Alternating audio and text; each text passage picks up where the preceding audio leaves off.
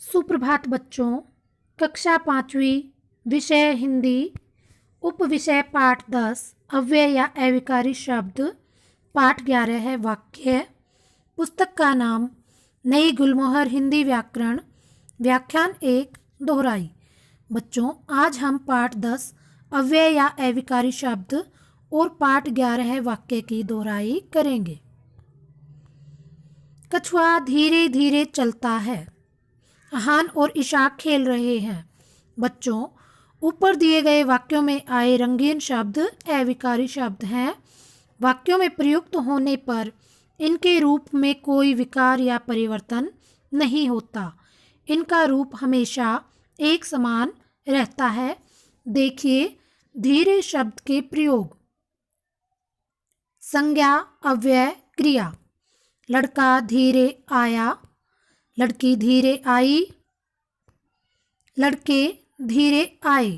तो बच्चों, आपने देखा कि ऊपर दिए गए वाक्यों में सभी संज्ञा शब्दों लड़का, लड़की, लड़के तथा सभी क्रिया शब्दों आया, आई, आए के रूप परिवर्तित हुए हैं, लेकिन धीरे शब्द के रूप में कोई परिवर्तन नहीं हुआ। अतः धीरे अव्यय या अविकारी शब्द है।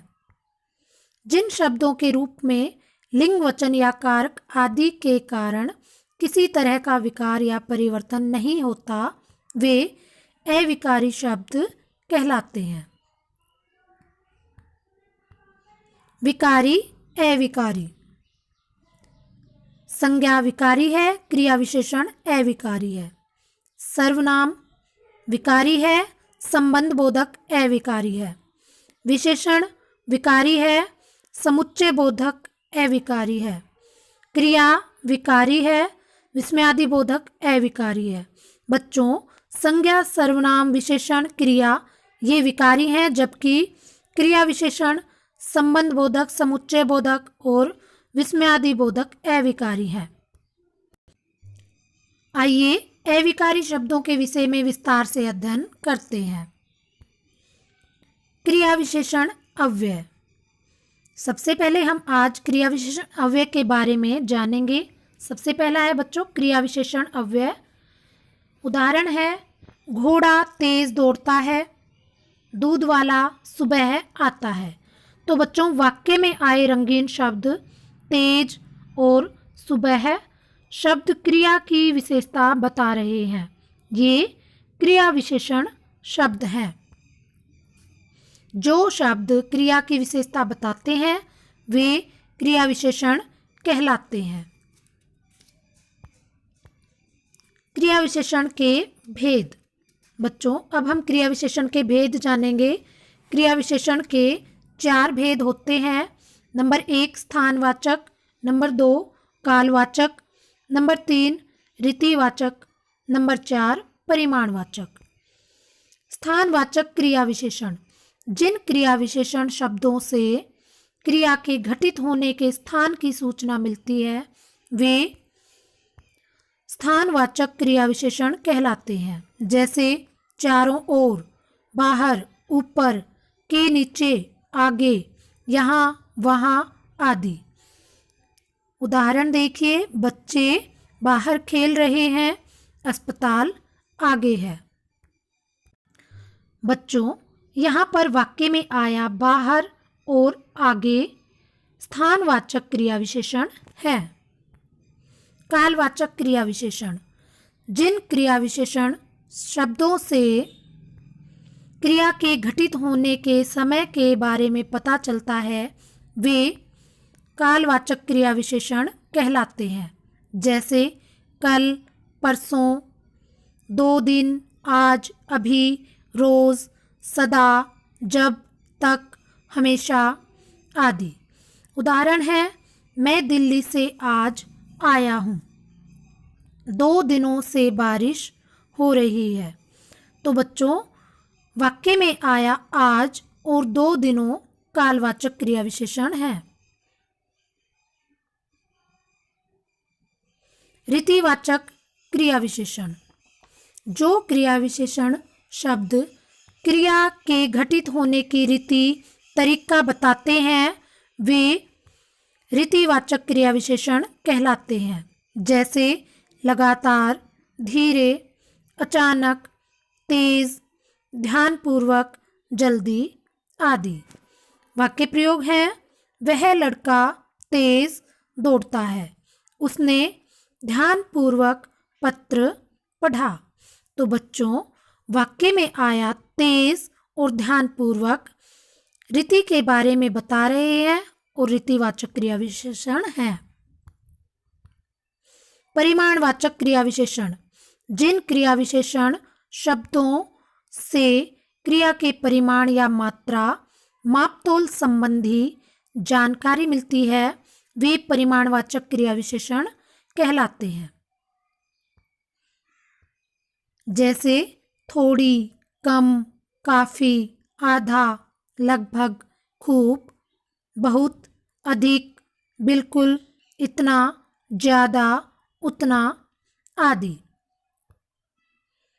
वाक्य देखिए, गिलास में दूध आधा भरा है, ज्यादा बोलना अच्छा नहीं होता।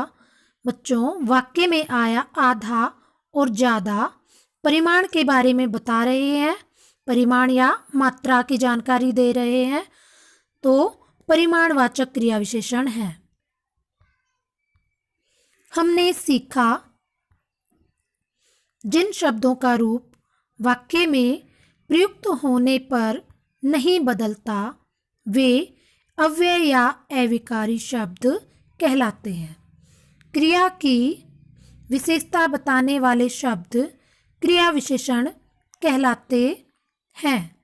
क्रिया विशेषण 4 प्रकार के होते हैं: स्थानवाचक, कालवाचक, रीतिवाचक तथा परिमाणवाचक। क्रिया के घटित होने का स्थान बताने वाले शब्द स्थानवाचक क्रिया विशेषण कहलाते हैं।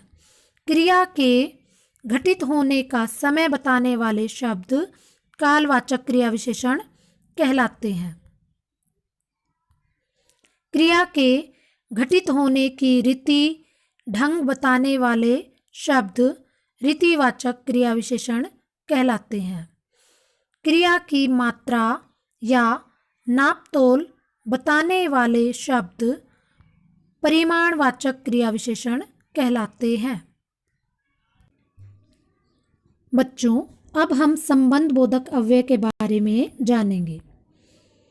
संबंध बोधक अव्यय: घर के सामने विद्यालय है, पेड़ के ऊपर बंदर बैठा है, मेज के नीचे बिल्ली है।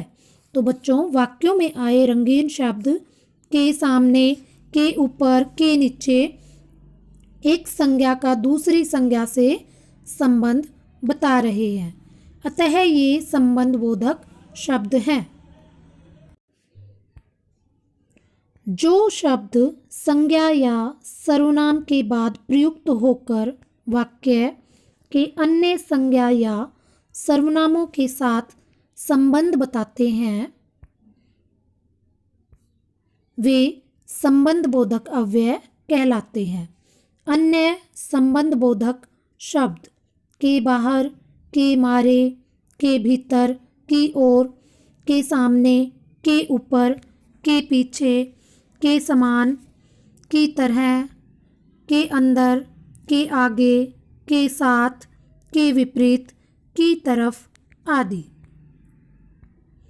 हमने सीखा, वाक्य में प्रयुक्त दो संज्ञा अथवा सर्वनाम शब्दों के बीच संबंध बताने वाले शब्द संबंध बोधक अव्यय कहलाते हैं। संबंध बोधक शब्द संज्ञा या सर्वनाम के बाद प्रयोग किए जाते हैं। बच्चों, अब हम समुच्चय बोधक अव्यय के बारे में जानेंगे। समुच्चय बोधक अव्यय: प्रणव और अंशु खाना खा रहे हैं। सलमा गाती है पर नाचती नहीं है। वह गरीब है परंतु बुद्धिमान है। बच्चों, ऊपर के वाक्यों में और, पर तथा परंतु दो पदों या दो उपवाक्यों को जोड़ने का काम कर रहे हैं। और शब्द प्रणव और अंशु दो पदों को जोड़ रहा है, पर तथा परंतु दो उपवाक्यों को जोड़ रहा है, ये योजक कहलाते हैं। जो अविकारी शब्द दो पदों या दो उपवाक्यों को जोड़ने का कार्य करते हैं, समुच्चय बोधक अव्यय या योजक कहलाते हैं। अन्य समुच्चय बोधक शब्द लेकिन, परंतु, किंतु, यद्यपि, तथापि, क्योंकि, कि, ताकि, जो कि, मगर, एवं, तथा, बल्कि, पर, अन्यथा, अथवा आदि। हमने सीखा समुच्चय बोधक भी अविकारी शब्द हैं। दो पदों या दो उपवाक्यों को जोड़ने वाले शब्द समुच्चय बोधक अव्यय कहलाते हैं। समुच्चय बोधक अव्ययों को योजक भी कहते हैं। बच्चों, अब हम विस्मयादि बोधक के बारे में जानेंगे। विस्मयादि बोधक अव्यय क्या होते हैं? विस्मयादि बोधक अव्यय। विस्मय का शब्द का अर्थ है आश्चर्य। विस्मय आदि भावों को व्यक्त करने के लिए हिंदी में हम विस्मय सूचक अव्ययों का प्रयोग करते हैं। इन अव्ययों का अलग से कोई अर्थ नहीं होता। ये विशेष परिस्थिति में अचानक मुंह से निकल जाते हैं और हमारे मन के भावों को व्यक्त करते हैं। जैसे, वाह कितना स्वादिष्ट है, शाबाश तुमने तो कमाल कर दिया। बच्चों, ऊपर दिए गए वाक्यों में हमारे मन के भाव प्रकट हो रहे हैं। जैसे वाह, शाबाश। तो बच्चों, वाह शब्द प्रसन्नता का भाव प्रकट करता है। शाबाश शब्द प्रशंसा का भाव प्रकट करता है। जो शब्द विस्मय, दुख, घृणा, हर्ष, शोक, प्रशंसा, भय, क्रोध आदि मन के भावों को प्रकट करते हैं, वे विस्मयादि बोधक अव्यय कहलाते हैं। अन्य विस्मयादि बोधक शब्द ओह, अरे, उफ, हाय, काश, खबरदार, हे राम आदि। देखिए कुछ विस्मयादि बोधक शब्दों का वाक्यों में प्रयोग। नंबर 1, अरे तुम अभी तक गए नहीं। नंबर 2, उफ बहुत गर्मी है। नंबर 3, बाप रे इतना लंबा सांप। हमने सीखा विस्मयादि बोधक शब्द भी अविकारी शब्द हैं। मन के विभिन्न भाव प्रकट करने वाले शब्द विस्मयादि बोधक अव्यय कहलाते हैं। बच्चों, अब हम वाक्य के बारे में जानेंगे। बच्चों, आप जानते ही हैं कि जब हमें अपने मन के भावों और विचारों को व्यक्त करना होता है, तब हम वाक्यों का सहारा लेते हैं। वाक्य भाषा की वह इकाई है जिसके द्वारा मन के भावों और विचारों को व्यक्त किया जाता है। बच्चों, वाक्य की रचना विभिन्न शब्दों के मेल से होती है। वाक्य में प्रयुक्त होने के बाद शब्द को हम शब्द नहीं कहते बल्कि पद कहते हैं। इसका अर्थ यही है कि वाक्य की रचना विभिन्न पदों से होती है। सामान्यतः एक वाक्य में दो अंश होते हैं। एक तो वह अंश होता है जिसके बारे में वाक्य में कुछ कहा जाता है, और दूसरा अंश जो कुछ कहा जाता है वह होता है। वाक्य के अंग। वाक्य के दो अंग हैं। नंबर 1 उद्देश्य है, नंबर 2 विधेय। उद्देश्य वाक्य का वह अंश जिसके बारे में वाक्य में कुछ कहा जाता है उसे उद्देश्य कहते हैं।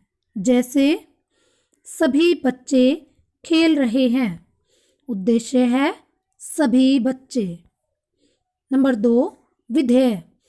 वाक्य में उद्देश्य के विषय में जो कुछ कहा जाता है वह विधेय कहलाता है। जैसे सभी बच्चे खेल रहे हैं, विधेय है खेल रहे हैं। हमने सीखा। वाक्य भाषा की वह इकाई है जिसके द्वारा मन के भावों और विचारों को व्यक्त किया जाता है। वाक्य के अंग। वाक्य के 2 अंग हैं। नंबर 1 उद्देश्य, नंबर 2 विधेय। पाठ 10 अव्यय या अविकारी शब्द और पाठ 11 वाक्य का प्रदत्त कार्य है। बच्चों, सबसे पहले आप अपना नाम, अनुक्रमांक और अपना अनुभाग लिखेंगे। प्रश्न 1 क्रिया विशेषण के कितने भेद होते हैं? नाम लिखिए। बच्चों, आपको क्रिया विशेषण के भेदों के नाम लिखने हैं। प्रश्न 2 निम्नलिखित वाक्यों में प्रयुक्त संबंध बोधक शब्द छांटकर लिखिए। दीपा के बाद गीता ने गाना गाया। मेज के ऊपर जग रखा है। नंबर ग रेणु अध्यापिका के लिए फूल लाई। नंबर घ अलमारी के अंदर कपड़े हैं। प्रश्न 3 निम्नलिखित योजकों का वाक्यों में प्रयोग कीजिए। बच्चों, जो योजक शब्द हमें दिया गया है उसका वाक्य में प्रयोग करना है। क अथवा, ख ताकि, ग लेकिन, घ की। प्रश्न 4 उचित विस्मयादि बोधक अव्यय लिखकर वाक्य पूरे कीजिए। क रिक्त स्थान बहुत गर्मी है। ख रिक्त स्थान इतना लंबा सांप। ग रिक्त स्थान लड़ने के लिए तैयार हो जाओ।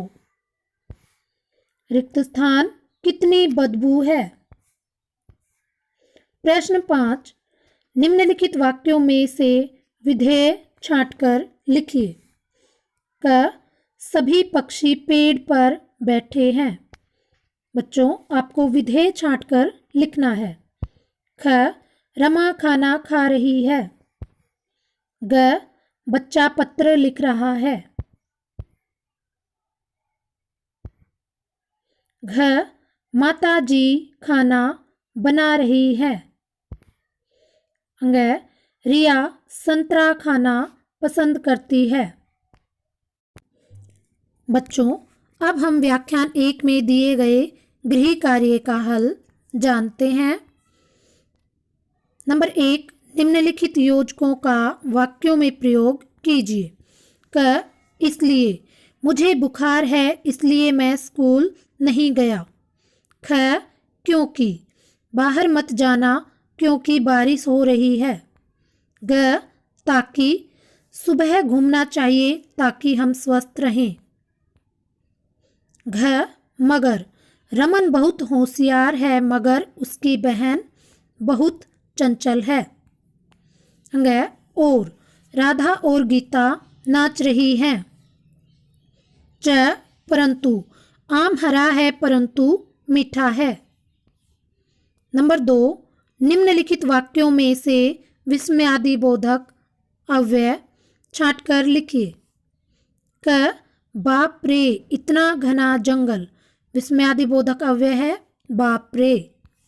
ख वाह हम मैच जीत गए विस्मयादि बोधक अव्यय है वाह। ग हाय वह बर्बाद हो गया विस्मयादि बोधक अव्यय है हाय। घ अरे तुम यहाँ कब आए विस्मयादि बोधक अव्यय है अरे। अंग शाबाश इसी प्रकार सफलता हासिल करते रहो विस्मयादि बोधक है शाबाश।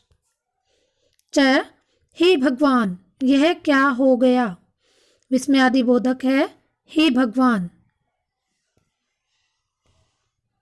नंबर 3 निम्नलिखित वाक्यों से उद्देश्य छांटकर लिखिए। क, जंगल का राजा शेर दहाड़ रहा है। उद्देश्य है जंगल का राजा शेर। ख, काली बिल्ली चूहे के पीछे दौड़ रही है। उद्देश्य है काली बिल्ली। ग, हम किसके घर जाएंगे। उद्देश्य है हम। घ, आपका बच्चा कौन सी परीक्षा दे रहा है। उद्देश्य है आपका बच्चा। अंग, मेरे सभी मित्र नाटक में भाग लेंगे। उद्देश्य है मेरे सभी मित्र। च, नेहा की सहेली माला चित्र बना रही है। उद्देश्य है नेहा की सहेली माला। छ, 5वीं कक्षा के सभी छात्र प्रार्थना कर रहे हैं। उद्देश्य है 5वीं कक्षा के सभी छात्र। धन्यवाद।